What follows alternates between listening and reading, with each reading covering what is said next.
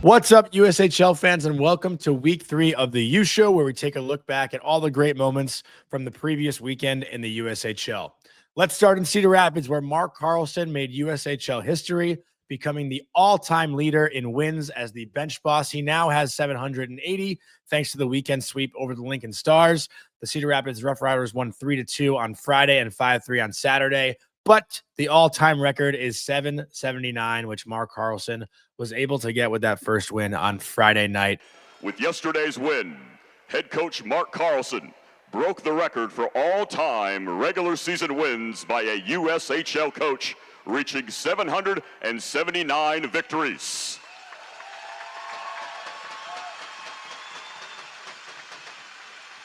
Now, please give a warm Ridertown welcome to the winningest coach in USHL regular season history, our very own Coach Mark Carlson.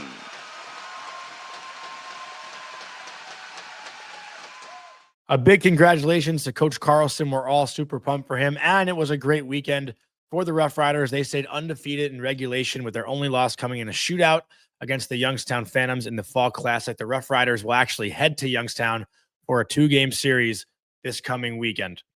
The neutral skated ahead. Fox coming in, hits the empty netter, and the Rough Riders win it. I'm not sure the goal's going to count. I'm not sure it matters, as the Rough Riders win this one.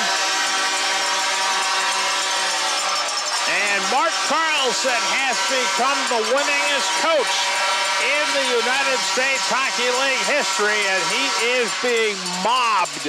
Let's take a look at the rest of the league. Youngstown was at Muskegon this past weekend. The Lumberjacks were able to win Friday night's game thanks to a dying second goal by Jack Chris, who scored with 1 second left in regulation. And Carter Sanderson, the Pittsburgh Penguins prospect, had a goal and an assist in the game. He had the overtime winner. The Lumberjacks would go on to win 4-2 on Saturday, when Sabres prospect Melvin Novotny scored the game-winning goal. Novotny now has 5 points in his first 6 games in the USHL. The Muskegon Lumberjacks currently lead the league with a 6-0-0 record. The defending champs are on fire to kick off the 2025-2026 season. Kicks out to Christ. Jack Christ works across the slot. Fires on, he scores! Jack Christ, the last second, the Lumberjacks tie the game! On to Sioux City. The Musketeers, after dropping their first couple games of the season at the Fall Classic, are now on a 3-game winning streak, doing it each in different fashion. They beat Tri-City in overtime on the road last weekend and beat Sioux Falls in a 1-goal regulation game on Friday, then topped the Fargo Force in a 2-1 shootout victory on Saturday. Next up, the Dubuque Fighting Saints continue their perfect season. They're now 5-0-0, outscoring opponents 30-9 on the season. They swept Omaha 3-2 and 9-1 last weekend, while the Fighting Saints have 3 players in the top 3 in scoring. Melvin Ekman, Charlie Arend, and Teddy Merrill continue to dominate the league. And let's take a look back at this incredible play by Cooper Conway to Teddy Merrill for one of the beautiful goals, or more beautiful goals, I should say, that we saw this past weekend. Look at this gorgeous setup by Conway. Clubs the shot toward the high slot. Saints able to take out of traffic there. Conway between the legs, quickly across ice. One-timer, they score! Teddy Merrill with a blast from the circle, and what a play by Cooper Conway. Between his legs, no look, through the slot, right on the tape, and Merrill finishes, and he'll let Cooper Conway lead the line to the bench. 140 in, a spectacular setup by Conway, and the Saints lead 1-0.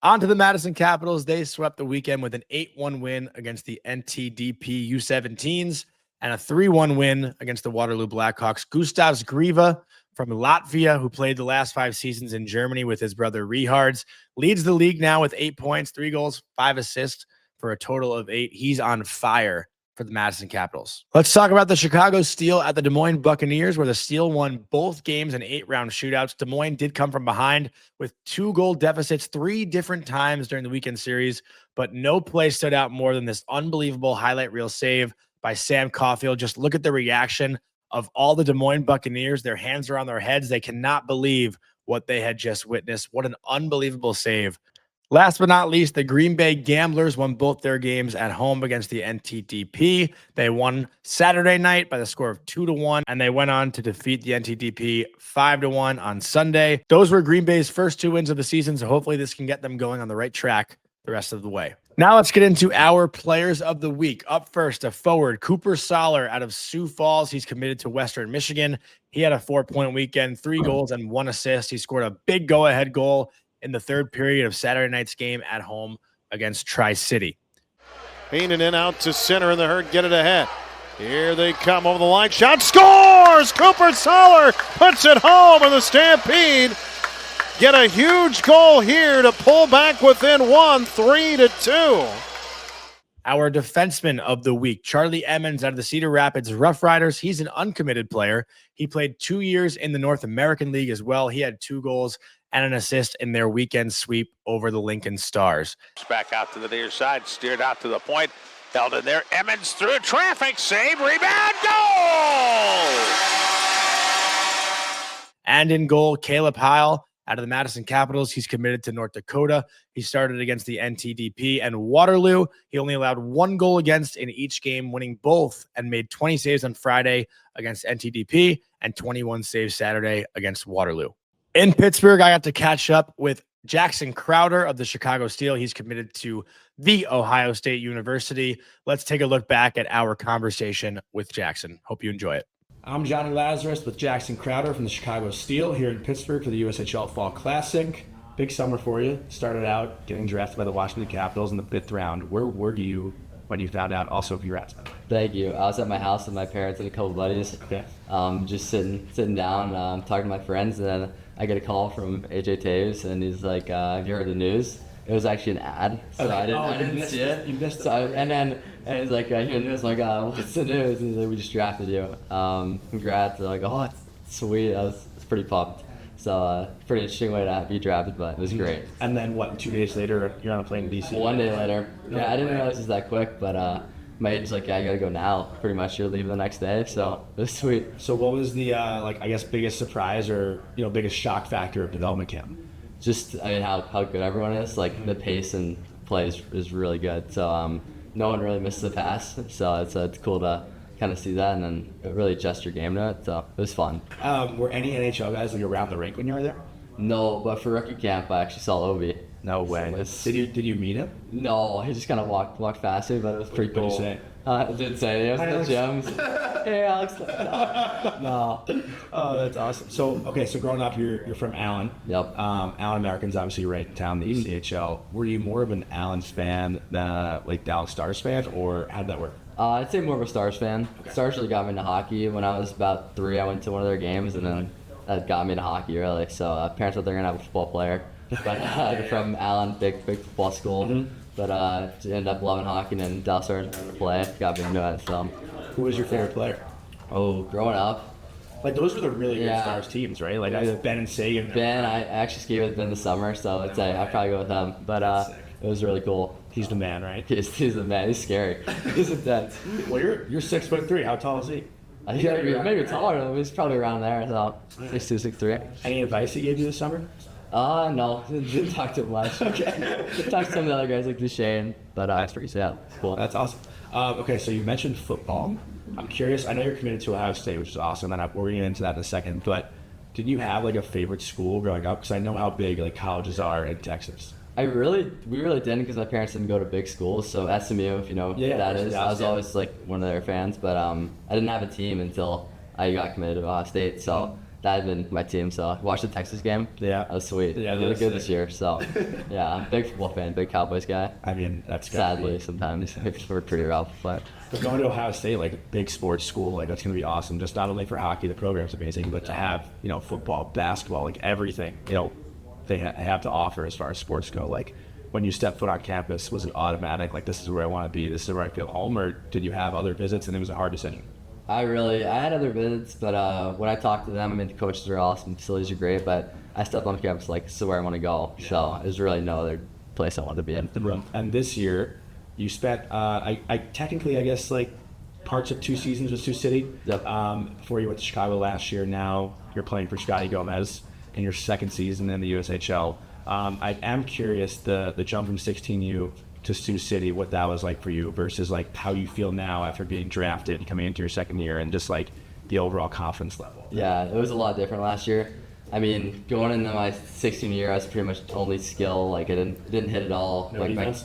No, I tried. Yeah, I definitely learned that too. But my coach in 16 was like, you gotta either the game or 6-2. But at the time I was, and I was like, I got to somehow. But coach just says like, pretty much got to hit. Like, you gotta make this team. And then I changed my game. So I feel like now I have more components in my game, get hit, make plays. So that helped me a lot. What's one area that Scotty has been focusing with you on specifically? Yeah, I think my defense and getting out of the puck and moving my feet out of corners have been good with me. So really work on like the details of the game, which I love. But I've been working on them a lot. It's great. How awesome of a guy is he? He's awesome. He's like the funniest guy ever. He's so funny on the ice and off the ice. So different, but it's great. Now we're going to talk about the start of the NCAA season this past weekend. We want to highlight two separate players, Charlie Serrato of Penn State, who played for the NTDP and for the Youngstown Phantoms. He had 2 goals and 4 assists in the 2 games against Arizona State University. He was a real standout player on the road this weekend at Mullet Arena, and very excited to see how his year progresses, a Carolina Hurricanes prospect. Next up, the second guy we're going to talk about, Landon Nyes, the 18-year-old. He turned 18 years old on Saturday night. He's eligible for this year's draft. He spent the last couple seasons in the USHL playing for Waterloo and Sioux City. He scored his first NCAA goal yesterday in what helped the UMass Minutemen sweep Northern Michigan. Congratulations to Landon. We're super excited to see his progression throughout the year as well.